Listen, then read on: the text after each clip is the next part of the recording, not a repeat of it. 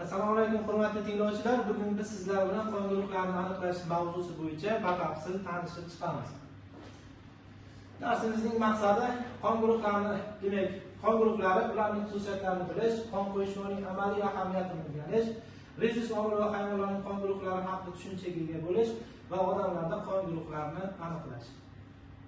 Buning uchun bizga kerak bo'ladigan jihozlarimiz qon olishimiz uchun shpris, sterillikni ta'minlash uchun demak spirt hamda paxta, 5% yodning eritmasi, demak planshetkalarimiz, buyum oynachasi, qo'lqop hamda asosiy saliklon, anti-A va anti-B qon zardoblaridan foydalanib o'tamiz.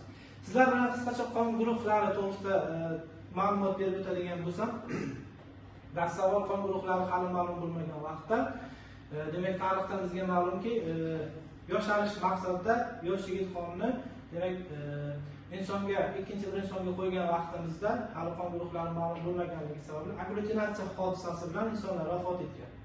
Keyinchalik ilmiy izlanishlar fanning taraqqiy topish natijasida qon guruhlari aniqlana boshlanadi. Dastavval Karl Landstein tomonidan qon guruhlari aniqlanib o'tilgan. Karl Landstein ilmiy izlanishlar davomida odamlarda qon guruhlarini aniqlash bo'yicha ilmiy ishlar olib boradi. Buning uchun bir insondan qon oladi va donor qonlarni ikkinchi insonga qo'yib o'zgarishlarni kuzatadi. Qaysidir qon namunasida o'zgarish kuzatilsa, ikkinchisi kuzatilmaydi va savol tug'iladiki, nima uchun bitta qon qizil rangga mavjud qizil rangli qonimiz bir insondan olib ikkinchi insonga qo'yilgan vaqtda o'zgarish sodir bo'lyapti. Mikroskopik tekshiruvlar va ilmiy izlanishlar natijasida keyinchalik aniq bo'ladiki, demak eritrositlarimizning tashqi yuzasida ko'rishingiz mumkin mana. Eritrositlarimizning tashqi yuzasida mavjud bo'lgan agglutinogenlarimizning bo'lishligiga qarab qon guruhlarini dastavval Karl Landstein 3 ta guruhga ajratadi. Ya'ni birinchi, ikkinchi va uchinchi qon guruhlariga ajratadi. Birinchi qon guruhlarimizning eritrositlarimizning qobig'ida demak hech qanday agglutinogenlarning bo'lmasligiga ko'ra u nol holatida belgilanadi va birinchi qon guruhi deb e'tirof qilinadi. Keyinchalik ikkinchi qon guruhimiz A tarzda demak belgilanadi va tashqi yuzasida mana ko'rishimiz mumkinki, mana bu holatdagi antigenlarimiz, ya'ni agglutinogenlarimiz, oqsil tabiatli agglutinogenlarimizning bor ekanligini ko'rishimiz mumkin. Uchinchi qon guruhimiz mana B holatda belgilanadi va buni ham tashqi yuzasida qobig'ida o'ziga xos bo'lgan agglutinogenlarning mavjud ekanligini ko'rishimiz mumkin. Shunga ko'ra birinchi, ikkinchi va uchinchi qon guruhlari mavjud deb demak bu ilmiy ish uchun unga Nobel mukofoti beriladi. Keyinchalik buni ilmiy ishlarni shogird tomonidan davom ettiriladi. Davom ettirilgan vaqtda odamlarda nafaqat 3 ta qon guruhi emas, balki 4 ta qon guruhi mavjud ekanligi aniqlanadi. Kuzatilgan vaqtda, demak qon hujayralar kuzatilgan vaqtda ham ikkinchi ham uchinchi qon guruh demak eritrositlarning tashqi yuzasida mavjud bo'lgan agglutinogenlarga o'xshash bo'lgan, ham ikkinchi ham uchinchi agglutinogenga o'xshash bo'lgan qon guruhi bor ekanligi aniqlanadi. Va bu qon guruhi 4-chi qon guruhi deb aniqlanadi va shu vaqtdan boshlab insonlarda hozirgi kunga qadar 4 ta qon guruhi mavjud ekanligi aniqlab o'tilgan. Odamlar qonini 100% oladigan bo'lsak, shulardan demak 100% oladigan bo'lsak, birinchi qon guruhimiz umumiy aholimizning demak 40%ni, ikkinchi qon guruhimiz umumiy aholining 39%, uchinchi qon guruhimiz esa 15%, to'rtinchi qon guruhimiz esa borlig'i 6% ni tashkil qiladi. Hayvonlar uchun esa demak bu qon guruhlari hech qanday ahamiyatga ega emas. Ya'ni bu darajada amaliy ahamiyatga ega emas, chunki hayvonlarda biz sanab o'tgan insonlardagi hozirgi agglutinogenlar soni kam bo'ladigan bo'lsa, hayvonlarda bu agglutinogenlar aynan qoramollarda 80 dan ortiq agglutinogenlar eritrositlarning tashqi yuzasida bor. 80 dan ortiq agglutinogenlar topilgan, ularni 12 ta sistemaga ajratishimiz mumkin. Odamlarda bu sistemani 4 ta, ya'ni 0, A, B, AB 4 ta sistemaga ajratadigan bo'lsak, qoramollarda bu sistema 12 ta sistema. Ya'ni 12 ta sistemaga ajratish mumkin.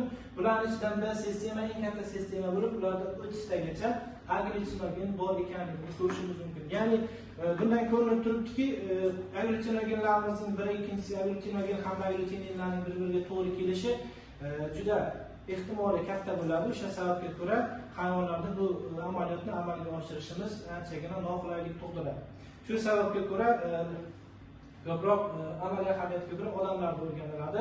Shunday bo'lsa-da, lekin bu ishlarimiz bevosita o'rganilgan. bunda hayvonlarimizda standart qon zardoblari ishlab chiqarilgan. Misol uchun ko'rishimiz mumkin chustqalarda 16 ta, qo'ylarda 7 ta, tovuqlarda 14 ta, otlarda 10 tagacha agglutinogen sistemalari bor ekanligini ko'rishimiz mumkin. O'zi umuman qon quyish, qon gruppalarini aniqlash bizga nima uchun kerak degan savol tug'iladigan bo'lsa, qon quyish qachon amalga oshiriladi? Ko'p miqdorda demak jarohatlanish natijasida, qon yo'qotish natijasida qonning o'rnini bosish uchun, ya'ni qon quyiladi. Asosiy vazifasi, ahamiyatiga oladigan bo'lsak, ya'ni ko'p miqdorda qon yo'qotganda qon o'rin bosari sifatida qon quyib o'tiladi. Mana rasmimizda ko'rishimiz mumkin qaysi guruhlarimiz qaysi guruhlarga qon berishi to'g'risida. Ya'ni bu insonlardan 4 ta guruhni ajratib oldik, sizlar bilan tanishib chiqdik. Birinchi guruhimiz demak universal donor hisoblanadi, ya'ni qon beruvchi donor, oluvchi retsipient hisoblanadi. Birinchi qon guruhi universal donor, ya'ni barcha turdagi mana sirkada ko'rsatib o'tilgan bevosita barcha qon guruhlariga qon berishi mumkin. O'sha sababga ko'ra universal donor. To'rtinchi qon guruhimiz shuni teskarisi, ya'ni universal resipient. Barchasi, demak, uchala turdagi qon guruhlaridan qon olishi mumkin va qon berishga kelganda faqat o'ziga qon beradi. Ikkinchi guruhimiz haqida gaplashib o'tadigan bo'lsak, ikkinchi guruhimiz o'ziga hamda to'rtinchi qon guruhiga qon beradi. Qon oladigan bo'lsa o'zidan hamda birinchi qon guruhidan qon oladi. Uchinchi qon guruhimiz esa demak o'ziga hamda to'rtinchi qon guruhiga qon beradi, birinchi hamda birinchi qon guruhi hamda uchinchi qon guruhidan qon oladi. Hozirgi kunda esa demak ayrim sabablarga ko'ra yuzaga kelgan ma'lum bir sezuvchanlikning ortib ketishi natijasida qon quyish faqatgina bir turga o'tilgan. Ya'ni o'zidan o'ziga birinchi qon guruhidan birga, ikkinchi qon guruhidan ikkinchi qon guruhiga qon berilyapti. Ya'ni bir turdagi qon quyishga o'tilgan. Turli xildagi nojo'ya ta'sirlar yuzaga kelganligi va individual sezuvchanlikning yuqori bo'lganligi sababli bir turdagi qon quyishga o'tilgan. Bundan tashqari rezus omil degan narsa bor. Hozir sizlar bilan agglutinogenlar haqida gaplashib o'tdik. Eritrositlarimizning tashqi yuzasidagi mavjud bo'lgan oqsil tabiatli agglutinogenlarimizning bo'lishiga qarab biz 4 ta guruhlarni farqladik. Lekin bundan tashqari agglutinogenlarimiz hozir sanab o'tgan A, ya'ni A, B hamda AB sistemalaridan tashqari ko'rishimiz mumkin mana A, N, N mana shu harflar bilan belgilanadigan va shular orasida ko'proq uchrashi mumkin bo'lgan RH, ya'ni rezus omil borligini ko'rishimiz mumkin. Mana sizlarga alohida ko'rsatib o'tishimiz mumkin. Eritrositlarimiz tashqi yuzasi bo'lish va bo'lmasligiga ko'ra ikkiga bo'linadi. Ya'ni rezus omil musbat va rezus omil manfiy. Aholini uchraydigan aholini o'zini demak jami aholini 85% rezus musbat va 15% rezus manfiy qon guruhlariga tegishli bo'ladi. Endi sizlar bilan bevosita aniqlash texnikasiga o'tadigan bo'lsak, mana ko'rib turibmizki, saliklon anti A, saliklon anti B va saliklon anti D. Bular o'zi nima? Biz yuqorida sizlar bilan mana bu jadvalda ko'rishimiz mumkinki, mana bu holatda agglutinogen A bizga to'g'ri keladigan anti A va anti B holatda belgilab qo'yilgan mana. Ya'ni shunga mos keladigan va mos to'g'ri keladigan agglutinogenlarimizga to'g'ri keladigan anti A va anti B larimizni ko'rishimiz mumkin. Universal standart qon zardoplarimizdan xuddi shu jarayon sodir bo'ladi. Donor qoni olib kelinadi va donor qoni tarkibidan agar ikkinchi qon guruhiga mansub bo'ladigan bo'lsa A, anti A'miz agar bir-biri bilan to'g'ri kelib yopishadigan bo'lsa agglutinatsiya degan javobimiz sodir bo'ladi. Ya'ni eritrositlarimiz zaryadi o'zgarib, bir-biriga yopishib qoladi hamda pastga cho'kadi. Zardob alohida ajraladi. Mana bu jarayonga agglutinatsiya deb ataladi. Bu laboratoriya sharoitida demak qon guruhlarini aniqlash uchun ishlatiladigan reaksiyamiz hisoblanadi. Mana ko'rib turishimiz mumkin, qon guruhlarini alohida ajratamiz. Ikkinchi qon guruhi, uchinchi qon guruhi, to'rtinchi hamda birinchi qon guruhi. Va unga qo'yiladigan reaksiyalarimiz ijobiy hamda salbiy natijalarni olishimiz mumkin. Reaksiyalarimiz hamda qon guruhimiz. Birinchi holatda ko'rishimiz mumkin, anti A agar agglutinogen A bilan reaksiyaga kirishadigan, ya'ni to'g'ri keladigan bo'lsa, Mana bu holatda agglutinatsiya jarayoni yuzaga keladi. Ko'rishingiz mumkin, mana monitorimizda qizil rang bilan belgilab qo'yilgan. Bu ijobiy natija deyiladi. Ya'ni bu holatda tajribada ijobiy natija, umumiy jihatdan oladigan bo'lsak, agglutinatsiya jarayoni sodir bo'lyapti. Anti B bilan agglutinogen A yuzaga kelganda esa hech qanday natija, agglutinatsiya hodisasi yuzaga kelmaydi. Shunga ko'ra natijamiz manfiy holatda bo'ladi.